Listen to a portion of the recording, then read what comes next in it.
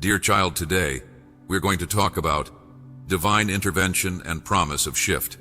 The opening segment of the message establishes its core premise, a direct, personal, and sovereign intervention from the divine into the human experience. This is not presented as a general principle of hope or a vague spiritual consolation, but as a definitive proclamation of a changed reality. The speaker identifies unequivocally as the Creator, bypassing all secondary sources, not from any human mind or passing emotion, to deliver tidings your heart has longed for. This framing is critical. It positions what follows not as motivational psychology or positive thinking, but as a decree from a higher authority, an objective truth announced into a subjective state of sorrow. The intervention promised is characterized by its power and tangibility. It is a real shift, an active establishment of wholeness.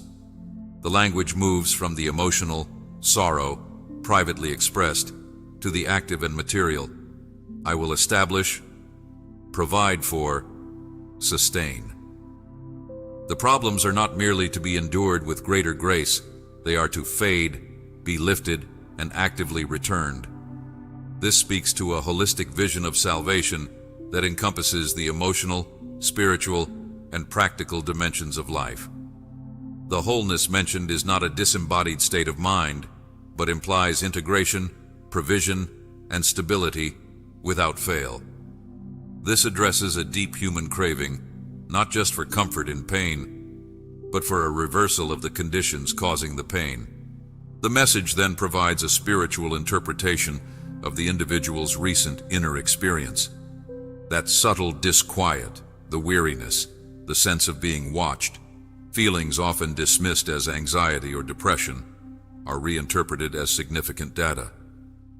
They are a clear sign of my presence, and paradoxically, as evidence of unseen forces trying to block what I have already prepared for you. This is a profound reframing. The fatigue of the struggle is no longer proof that one is losing or that God is absent, but rather evidence that the struggle itself is against spiritual resistance to a blessing that has already been ordained.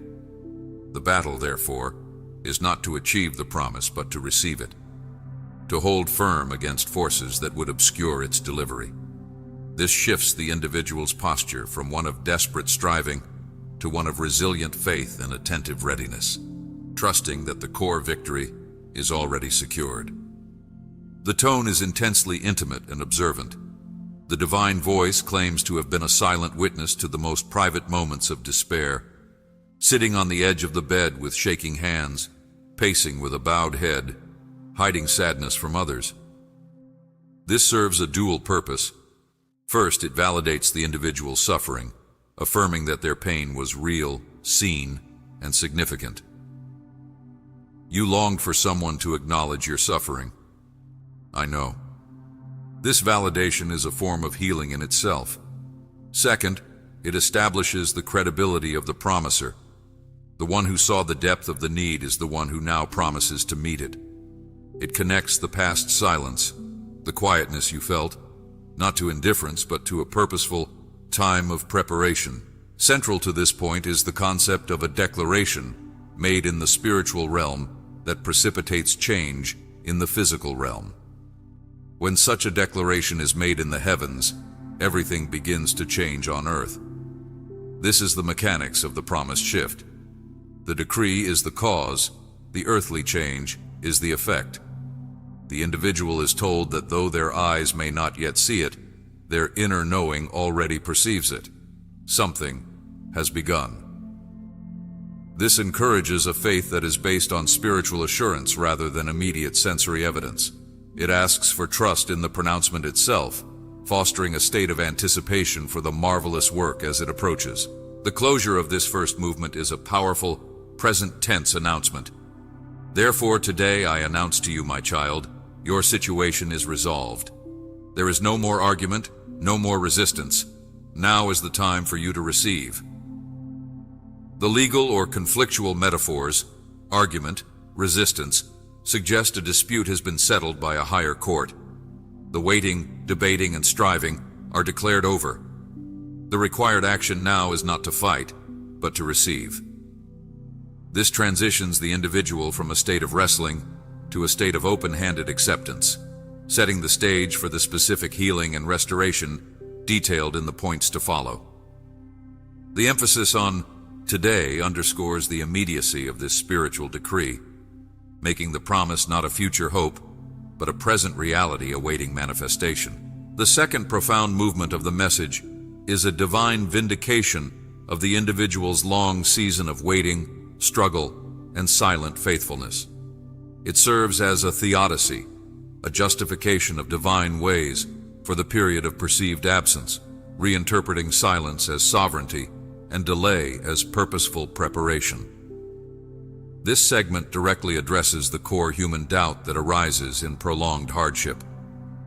Was it all for nothing? Were my prayers unheard?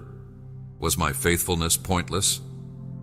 The divine response is a resounding, compassionate negation of these fears, reframing the entire painful journey as a necessary and valuable foundation for what is to come.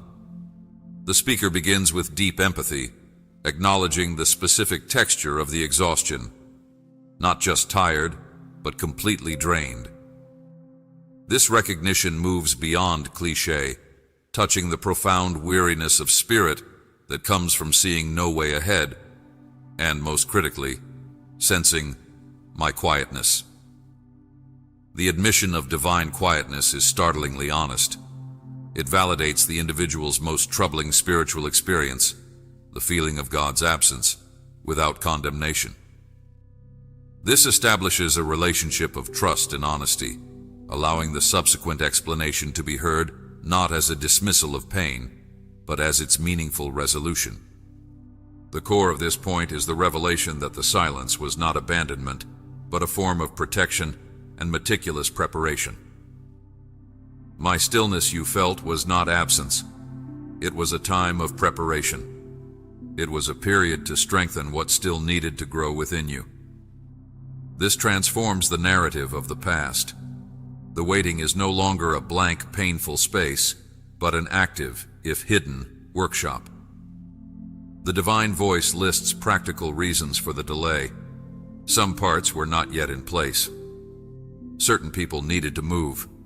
Clear paths had not yet appeared.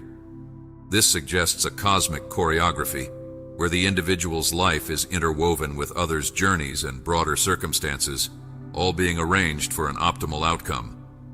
The promise that all of that is now finished marks the definitive end of that preparatory phase. The message highlights that the faith exercised during this quiet period was of a uniquely precious quality. You have trusted without seeing clearly. You have traveled without complete certainty. You have placed your hope in what seemed empty. This is celebrated as the highest form of trust, faith stripped of all sensory support, rooted solely in the character of an unseen God. The speaker declares that such faithfulness does not go unnoticed, framing heaven as a realm that attentively records and values perseverance. This counters feelings of insignificance, assuring the individual that their private struggles were, in fact, a monumental spiritual achievement witnessed by the divine court. Furthermore, the preparation had a specific purpose: to cultivate a deep, unshakable reliance. True fortitude develops not from abundance, but from confronting deficiency. It is not forged when circumstances are easy, but when clarity is scarce. I was leading you to depend on me beyond visible evidence.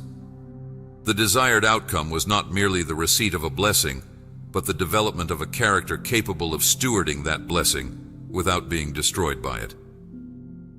I guarded you from what was not yet opportune, for a beneficial outcome received prematurely can become a burden. This introduces a profound principle of divine timing, where the when is as important as the what, ensuring the gift and the recipient are perfectly matched in maturity. The speaker also reinterprets past losses, closed doors, severed relationships, denials, as hidden blessings. Every leaving of an individual was me alleviating a weight. Every sealed pathway was me guiding you away from a direction that would not bring tranquility. Every denial you met was a protection. This retrospective wisdom offers healing for past regrets and confusion. It invites the individual to review their history, not through the lens of failure or rejection, but through the lens of divine guidance and protection, fostering a profound gratitude for the often painful navigation. Finally, this section honors the transformation wrought within through the endurance.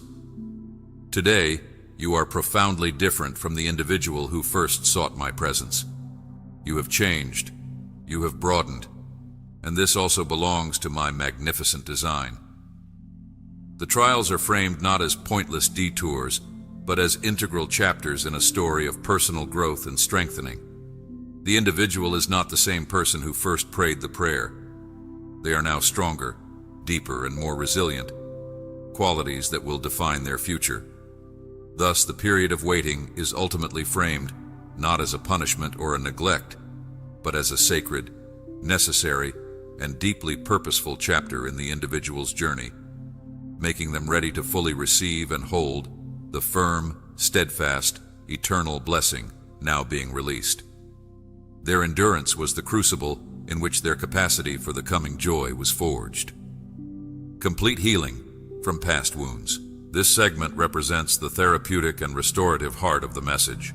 It moves decisively beyond the promise of external change or future blessing into the vulnerable interior landscape of the individual's psyche and spirit. Here, the divine voice assumes the role of a master healer, a divine psychologist who seeks not merely to comfort, but to excavate, diagnose, and permanently cure the root ailments of the soul. The focus shifts from what will happen to who the person is, and more specifically, to who they have become under the weight of unhealed trauma, false narratives, and imposed shame. The intervention begins with an act of profound witness and validation. The speaker details having seen the most intimate, unseen moments of pain. The quiet afternoons when silence felt heavy, looking out the window, with an empty heart, moving aimlessly while longing to feel anything at all. This meticulous recollection serves a crucial purpose. It assures the individual that their most isolated suffering was, in fact, seen. This counters the deep existential loneliness that often accompanies trauma, the feeling that one's pain is invisible and therefore meaningless. By declaring, "I was closer than you could ever know, I am the one who stays," the message begins to dissolve the aloneness that is a core component of psychological injury. From this foundation of witnessed pain, the healer makes a pivotal pronouncement aimed at dismantling the foundational lie of trauma. You are not to blame. The message systematically exonerates the individual from burdens they have carried, often unconsciously. It lists the specific accusations of the wounded self. What others did to you was not caused by you. Their leaving was not your error. Their broken promises were not your failure. Their misuse, control, or lessening of your value was not on you. This is a direct assault on the internalized guilt and shame that trauma survivors often carry, the irrational yet pervasive belief that they were the cause of their own victimization. The speaker attributes the cause correctly. These things came from their own unhealed pain, not from any flaw in you.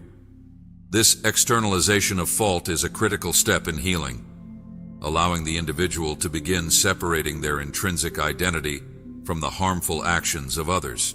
The message identifies the mechanism of spiritual oppression that capitalized on these wounds. The one who opposes me has tried to tie you down with a feeling of guilt that does not belong to you. He sought to convince you that with greater effort, you could have prevented their wrongdoing. This reframes the individual's internal struggle.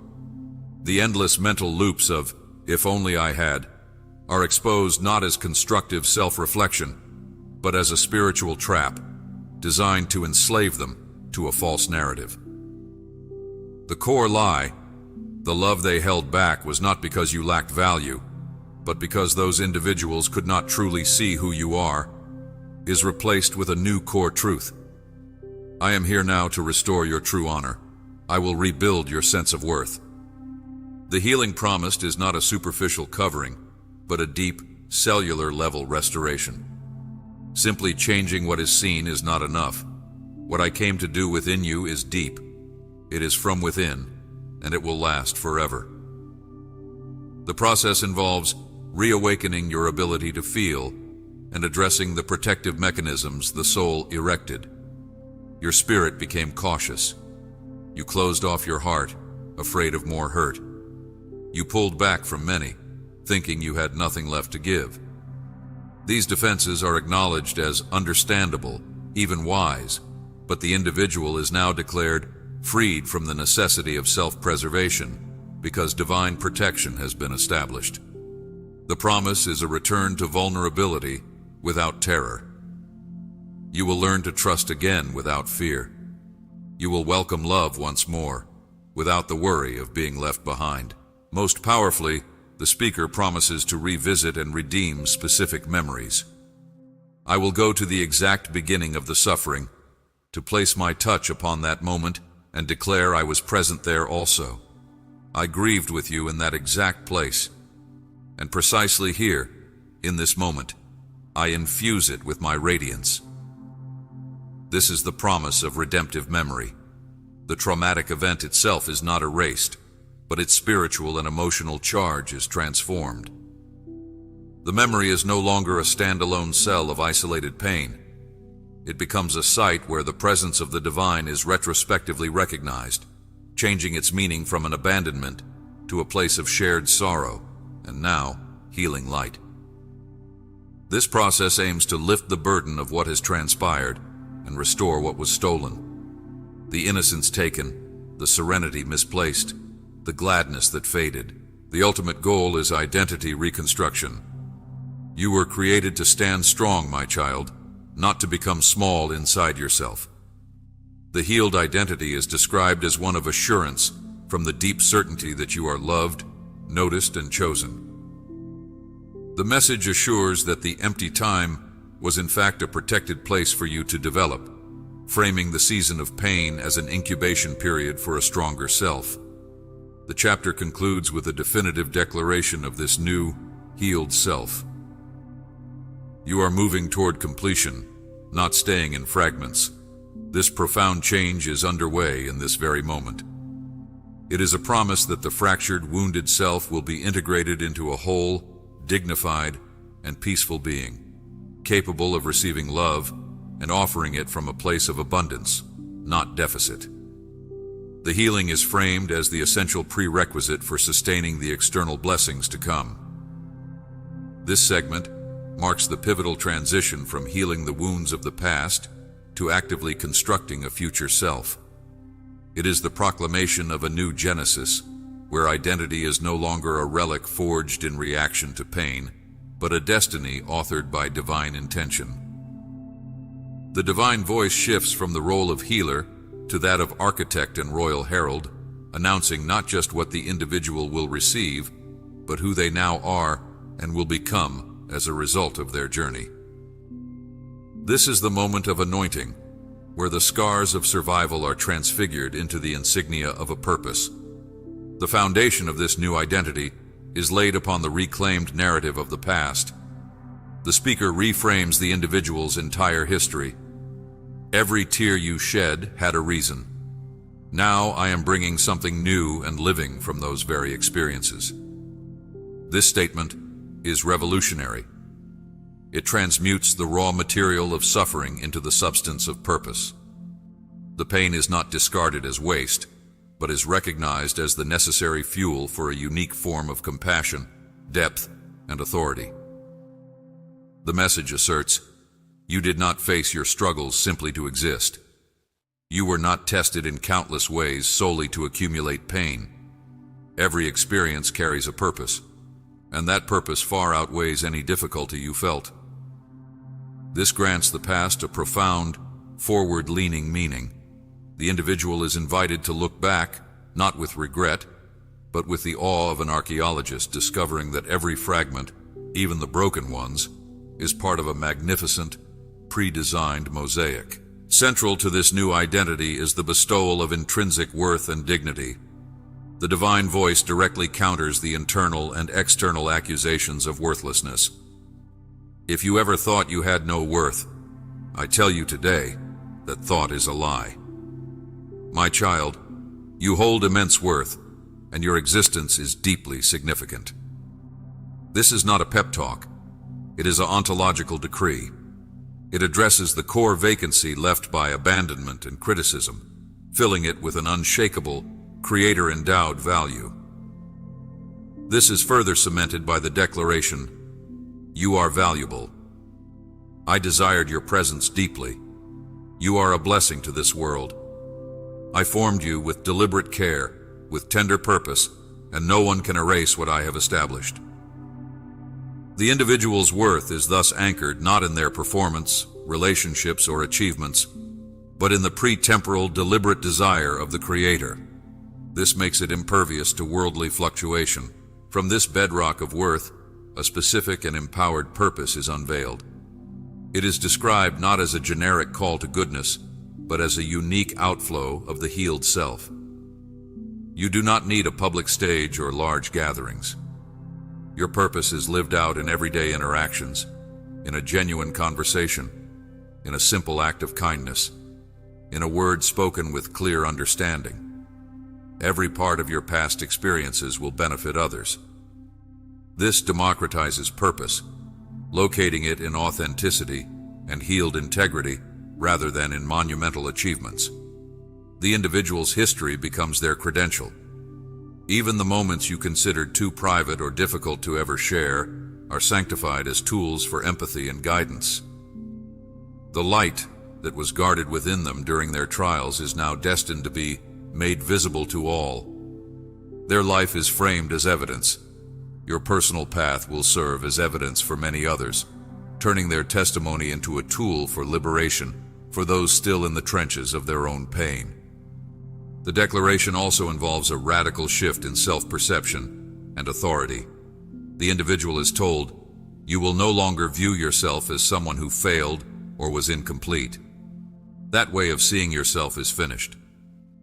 In its place, they are given a fresh position, complete, restored, elevated, and sent out.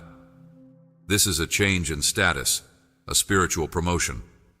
The language of royalty is implicit, to be adorned with dignity, to be lifted high by the heavens in the sight of former detractors. This new standing comes with a new mode of operation. Your path now is one of deep peace. You will no longer pursue acceptance by sacrificing parts of who you are.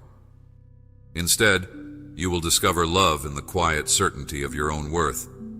The exhausting labor of people-pleasing and shape-shifting is declared over. The individual is empowered to operate from a settled center of self-knowledge and divine approval. Crucially, this new identity is linked to legacy and eternal impact. The blessing coming is not just for you, but also for those close to you. For when I touch a life, my blessing reaches all that surrounds it. Furthermore, it is described as a sacred duty. It will become a part of your lasting legacy. It will show plainly that I respond even if my timing differs from yours. The individual's breakthrough is thus framed as a generational signpost, a monument to faithfulness that will instruct and encourage future generations. This expands the scope of their purpose beyond their lifespan, investing their current trials and coming restoration with cosmic significance. Finally, the new identity is presented as strong and resilient by design. The character I am cultivating in you will reflect my own nature.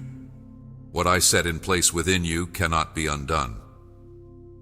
This speaks to a finished work of internal fortification. The individual is no longer a fragile victim of circumstances, but a solidified being, capable of standing firm. The message concludes this point by circling back to the core mechanism, a divine declaration that reshapes reality. I myself am confirming what you have quietly believed. The new identity is not a self-help project to be achieved, but a truth to be acknowledged and stepped into. It is an invitation to shed the ill-fitting garments of a painful past and to wear the robes of honor, purpose, and peace that have been tailor-made for them in the heavens. Their history is not their cage. It is the curriculum that uniquely qualified them for a destiny they are now summoned to fulfill. Invitation to active response and faith declaration. This segment marks a crucial pivot from divine monologue to sacred dialogue. It is the bridge between receiving a promise and actualizing it. The speaker moves from declaring what will be done to explicitly inviting the individual to participate in its manifestation. This is not a passive blessing dropped from heaven, but a collaborative spiritual process where human agency, expressed through spoken faith and conscious agreement, becomes the mechanism that grounds the celestial decree in earthly reality.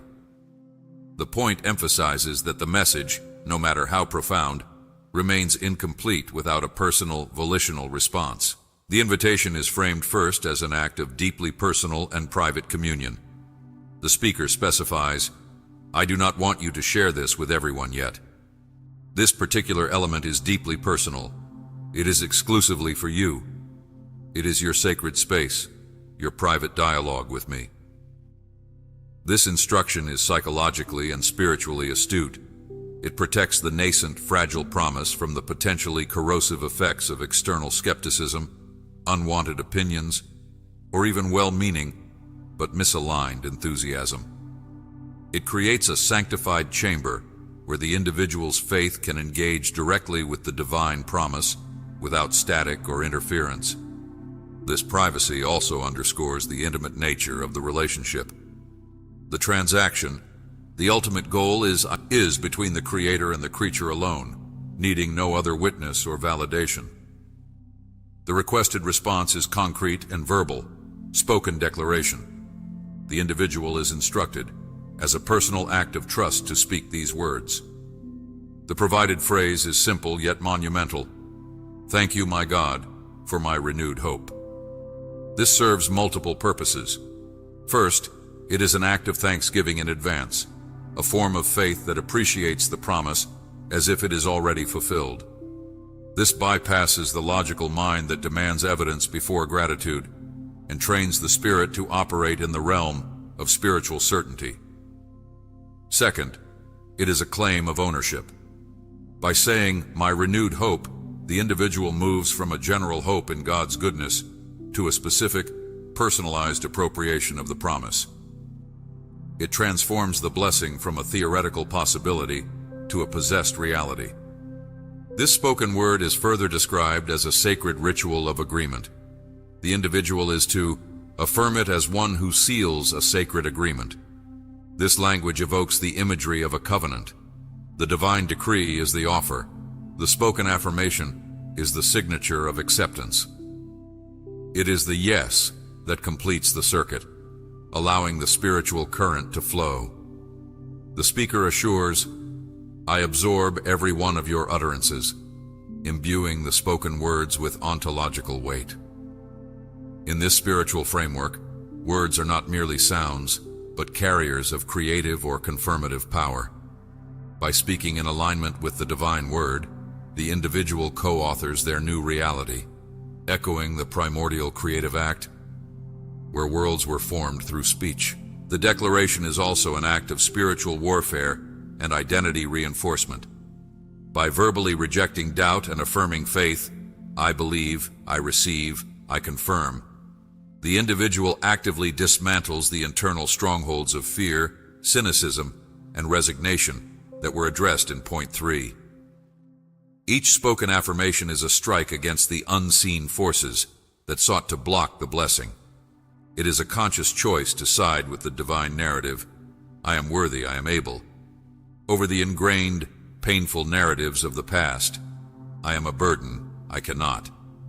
The instruction to declare this as an act of faith frames the speech as a spiritual discipline, a conscious exercise of will that strengthens the inner being and prepares it to stay connected, supported, and aware for what comes next. Importantly, the invitation culminates in a direct query and call for readiness. Are you ready for what is unfolding? Then speak your readiness from your deepest self. This is the moment of commissioning. It transitions the individual from a recipient to an active participant in the unfolding reality. The question, "Are you ready?" forces a moment of introspection and commitment. It is not enough to want the blessing. One must be prepared for the shift, responsibility, and new mode of being that accompanies it. To speak your readiness is to volunteer, to step forward and accept the mantle of the new identity and purpose declared in point 4. It is the final, voluntary step across the threshold. Ultimately, this point underscores that faith is an active verb. The entire majestic promise, the healing, the new identity, the coming blessings, hinges on this moment of human engagement. The divine has set the stage, authored the script, and provided the power. But the individual must now step onto the stage and deliver their line. The spoken word becomes the point of integration, where the internal shift, "you are changed inside," meets the external manifestation. By responding, the individual moves from being an audience to the prophecy to being the protagonist in its fulfillment. They are no longer merely carrying a promise, they are enacting it. This active partnership, sealed with a simple yet profound utterance, is presented as the key that unlocks the tangible, enduring reality of all that has been foretold. The silence of waiting is now broken not by God's voice alone, but by the faithful echo of the human heart saying, "I am here, I believe, and I am ready." Promise of tangible change and future blessings. This final segment serves as the ultimate culmination and material confirmation of all the preceding spiritual work. It transitions the promise from the internal landscapes of healing, identity, and faith declaration into the external, observable realm of daily life. Here, the divine voice makes unequivocal commitments regarding visible outcomes, providing the undeniable proof that the shift is not merely psychological or otherworldly, but is intended to manifest in the individual's circumstances, relationships, body, and provision. This point answers the unspoken, perhaps even doubted question, "Will I see this change in my life?" The promise is characterized first by its comprehensiveness and holistic reach. The speaker specifies the domains of impact: your physical well-being, your thoughts, your dear ones, your provisions, all will be touched by my presence. This is a vision of total renewal. It addresses the weariness of the body that bore stress, the anxiety of the mind that cycled through worry, the strain in relationships that suffered under the weight of the individual's pain, and the practical pressures of material need. The blessing is not compartmentalized. It is systemic, promising a ripple effect of restoration that leaves no area of life untouched. The assurance that, when I make one area of your life complete, that goodness spreads to everything else, speaks to an integrative principle of divine grace, where breakthrough in one sector becomes a catalyst for wholeness in all. A cornerstone of this promise is the reversal of visible circumstances. The speaker uses the language of dramatic transformation. What seemed closed will be opened. What caused you sorrow to remember will be corrected. That which seemed forever gone shall be restored with dignity. This speaks directly to specific haunting situations: the job opportunity that vanished, the relationship that fractured, the financial loss that created lasting insecurity, the dream that was abandoned. The promise is not merely for comfort in spite of these losses, but for their active remediation. The term "corrected" is particularly potent, suggesting a rewriting of past outcomes, a divine editing of the individual's life story, where injustices are not just soothed, but rectified. The nature of this manifestation is described as surprising and sovereignly orchestrated. The individual is told to ready yourself for coming days that will astonish you, and that circumstances will change in ways no one can account for.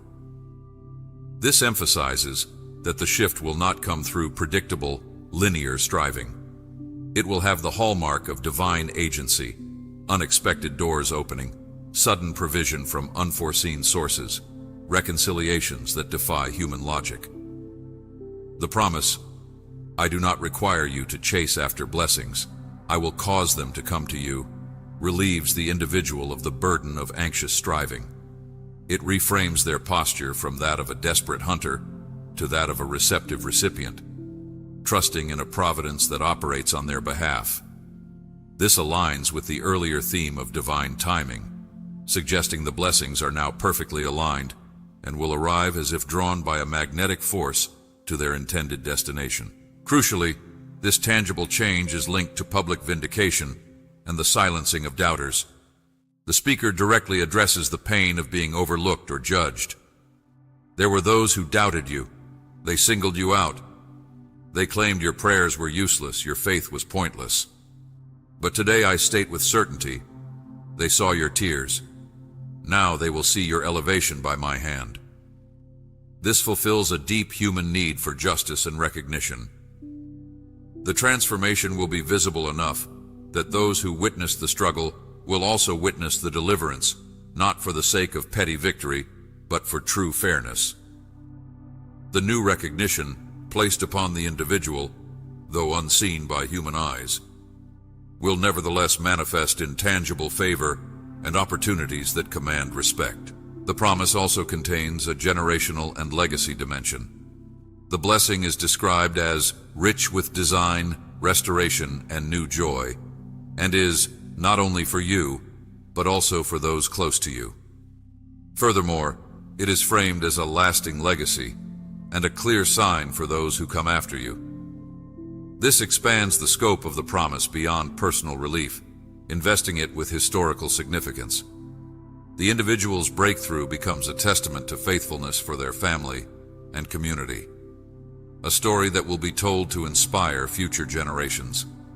It answers the fear of futility by showing that their endurance will yield fruit that outlives them.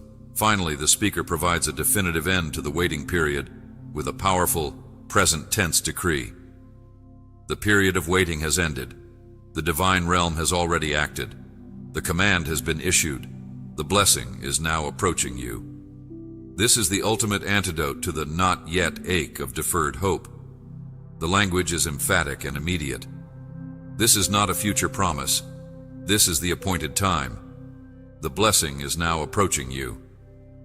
It creates a palpable sense of imminence. The shift is no longer a distant hope, but a current event in the spiritual realm, already in motion toward physical manifestation. The concluding image is one of active, joyful anticipation for a reality that is tangible, and which the individual is on the verge of experiencing directly.